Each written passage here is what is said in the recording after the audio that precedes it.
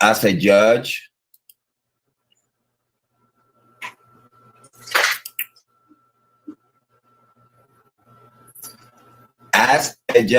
right? He get to see everything. He get to see everything. And understand not just how the state prosecution is presenting the case, but they also saying how the defense is answering back and whatnot. And the judge get to see the communications between both parties. So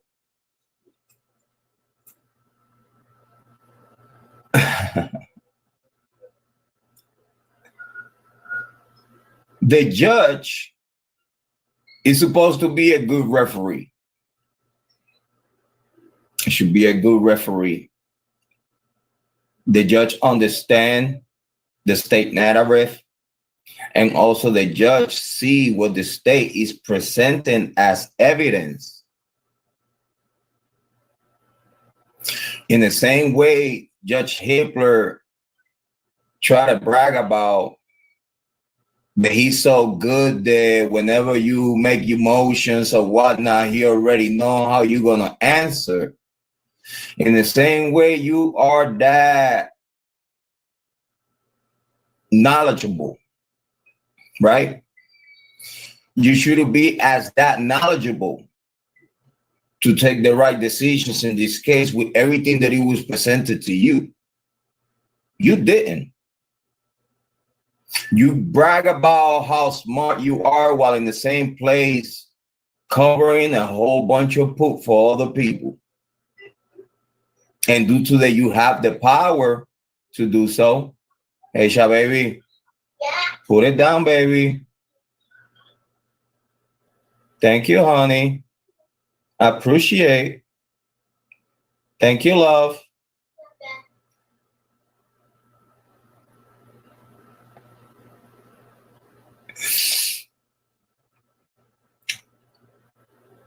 So as a judge, you get to see everything. You also get to see when the state is doing wrongdoings. You get to see everything. You get to see when the state is doing trickery, legal trickery to play their part. A real good judge, when they see a type of behavior from prosecution, they're gonna fix that. But when the judges are in cahoot in the same bed with prosecution, it was no way in hell Bryan Kohberger would have won this case at all. Because remember, the state and the clerk, they in charge of the jurors. So it don't matter if Ann Taylor would have swift between all of them and pick the right ones, right? What you believe it could be the right ones, they'll still compromise. They know that. They know that. It don't matter which jury you would pick and choose for this case. Bryan Kohberger was cooked. The jury would see and saw and understand whatever the state prosecution would have presented. It don't matter how fucked up the case was against and how fucked up the case was presented by the state. I promise you, it didn't matter how crazy Ann Taylor would have exposed. Big shout out to Kathy from the Indie Sun. Thank you for being here. Very so much appreciated. Big shout out to Kathy. Thank you for being here.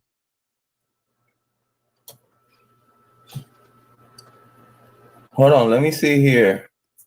I need to make Kathy. Big shout out to Kathy from the Indie Sun.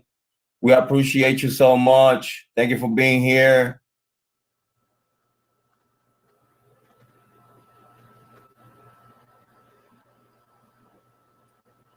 Kathy, I just add you as a moderator. Thank you so much. Thank you for being here. Very so much appreciated. Big shout out. Kathy said, hi, Jrod, promoting the interests of the Constitution. Yes, indeed, Kathy. We have to. You have really inspired not just me, but I think you have inspired also a lot of people in the true crime community to keep talking about this case. It don't matter how tough the conversation is. We need to support the freedoms and liberty and protections of the Constitution, the Bill of Rights. It's very important that everybody understand that we are all innocent until proven guilty, even though if it looks like the opposite. We have our rights and we should fight for them. But when you have the machine, the system, when you have people in places of power all pushing the same way to protect their best interests, like in this case, it could be the money and integrity of the University of Idaho and the state of Idaho overall. Because if y'all realize the biggest jewelry, the biggest pride, the biggest acknowledgement of Idaho is not just the potatoes, it's the University of Idaho. But then if you are going to ask me, do you know the state of Idaho for the University of Idaho and their sports, or just for the potatoes? I'll tell you, someone that is being here, United States of America, since J-High, since the little pup. I know Idaho because the potatoes. And listen, NCAA, I watch football, I watch NFL basketball, I watch college football, basketball, baseball, and the University of Idaho is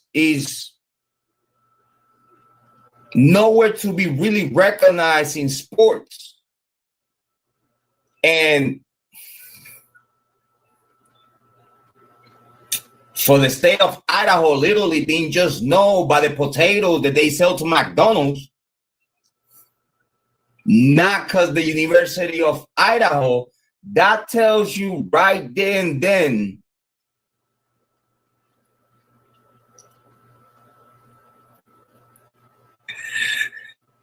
that anyone within that circle thinks a little too much about what they got going on with the Greek life community.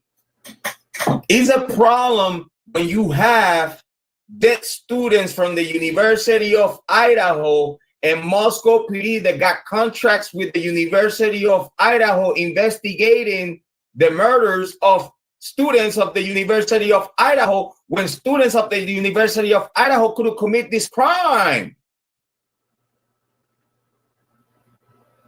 When we have officers in high places of rank of Moscow PD, they got swore loyalty to the University of Idaho and fraternities. The same with the sororities. You got female officers, 911 operators, people in court, people in the DA, people in the staff in court, that they all graduated from the University of Idaho.